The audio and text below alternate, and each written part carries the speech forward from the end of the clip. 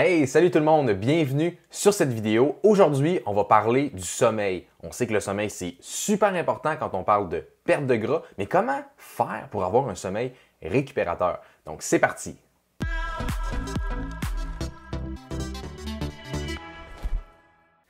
Hey, salut à toi, bienvenue sur cette vidéo. Si tu es nouveau sur la chaîne, je t'invite à t'abonner et à cliquer sur la cloche des notifications pour être sûr de rien manquer de mes prochaines vidéos. Ceci étant dit, aujourd'hui, on parle du sommeil, comment avoir un meilleur sommeil. Mais quand on parle de sommeil, on parle souvent du sommeil profond. Pourquoi? Parce que c'est durant le sommeil profond qu'on va activer l'hormone de croissance. On sait que l'hormone de croissance, c'est l'hormone clé pour perdre du gras et elle est activée lors de la phase du sommeil profond. Et également, c'est là que dans le corps, on va éliminer toutes les toxines. Et on sait que quand on a beaucoup de toxines dans le corps, mais le corps n'est pas optimal pour libérer du gras parce qu'il doit s'occuper des toxines. C'est pour ça qu'on veut favoriser le sommeil profond. Mais comment on fait pour justement avoir un meilleur sommeil, avoir un sommeil profond? Ce qui est important de comprendre, c'est que le sommeil profond, c'est activé dans les premières heures de la nuit de sommeil. C'est là que c'est le plus important. Fait que quand vous avez entendu parler que le sommeil est plus récupérateur avant minuit, c'est à cause que c'est les premières heures de sommeil qui sont les plus importantes. Ceci étant dit, ce n'est pas nécessairement vrai dans le sens où l'important, c'est vraiment d'avoir une nuit où on a beaucoup de phases de sommeil profond qui va être vraiment bénéfique pour activer justement notre hormone de croissance et libérer les toxines dans le corps. Un bon signe que vous allez avoir un sommeil hyper récupérateur, c'est le fait que vous allez avoir une journée hyper productive avec plein d'énergie. Si ce n'est pas le cas, probablement que votre sommeil est en trouble parce que le sommeil, si on ne dort pas bien, ça augmente l'hormone du stress qu'on appelle le cortisol. Et ce que ça fait, c'est que le sommeil étant pas bon, ça augmente le stress et les deux sont souvent en corrélation et c'est deux ennemis un peu de la perte de gras. On a bien beau avoir une super belle alimentation, on fait du sport, on s'entraîne et tout, mais si le sommeil n'est pas adéquat et si on est trop stressé, il n'y a rien qui va se passer dans le corps, donc c'est important de mettre son sommeil en ordre.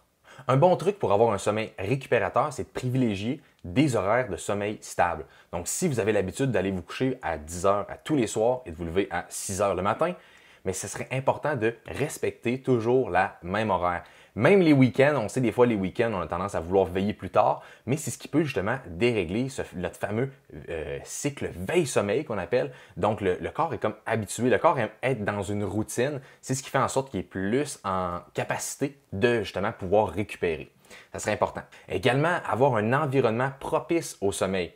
Très important, mettons, de diminuer la télévision, les écrans bleus avant d'aller se coucher. Pourquoi? Parce que ça va affecter votre production de mélatonine. La mélatonine, c'est quoi? C'est l'hormone du sommeil. C'est ce qui va nous aider à dormir. Donc, elle est souvent bloquée par les écrans bleus. Les écrans bleus, c'est les écrans d'ordinateur, c'est les écrans de téléphone cellulaire, les écrans de télévision également. Donc, essayez d'éviter le plus possible. Ou vous pouvez, sur votre téléphone cellulaire, activer le mode, dans le fond, orange, qui fait en sorte que l'écran bleu est un petit peu moins apparent, ce qui fait en sorte que c'est correct. Mais un bon truc, c'est de lire un bon livre avant d'aller vous coucher, ça va vous aider. Faites en sorte que votre lit soit justement tout prêt pour aller vous coucher, que vous minimisiez les sources de bruit ambiantes dans votre chambre pour que vous soyez vraiment apte à bien dormir et également avoir une température autour de 18-19 degrés parce que comme il fait un petit peu plus froid, c'est beaucoup plus facile d'avoir un meilleur sommeil dans cet état-là. Un autre truc, c'est d'éviter la caféine après 15 heures parce que justement, c'est un stimulant, parce que ça va faire en sorte que ça va éviter que vous puissiez dormir finalement et éviter de manger aussi avant d'aller vous coucher parce que votre estomac étant lourd, ça va affecter un petit peu votre capacité de récupération, votre capacité à pouvoir dormir également.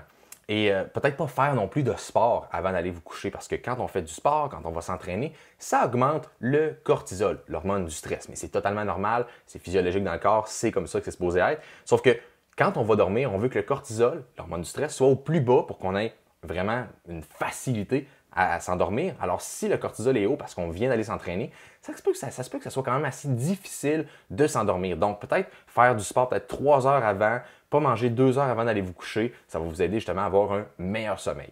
Si vous êtes un fumeur ou vous buvez de l'alcool, évidemment, la nicotine, c'est pas vraiment l'idéal avant d'aller vous coucher parce que c'est un stimulant. On l'a dit tantôt, on veut éviter tout stimulant. Et l'alcool, on a l'impression, on se dit « Ah, mais on va prendre de l'alcool, ça va nous détendre et on va dormir. » En fait, c'est un faux un faux ami. C'est pas vraiment notre meilleur ami. Oui, ça va peut-être nous aider à nous endormir, mais le sommeil ne sera pas récupérateur. Donc, évitez l'alcool avant d'aller vous coucher ou limitez toutefois à une fois par semaine ou si vous avez des soupers, des trucs comme ça, parce qu'il faut garder quand même un équilibre de vie. Mais idéalement, pas boire à tous les soirs et justement, ça va pas aider pour le sommeil. Ça fait pas mal le tour de ce que je voulais vous dire par rapport au sommeil récupérateur. Comment avoir un bon sommeil récupérateur.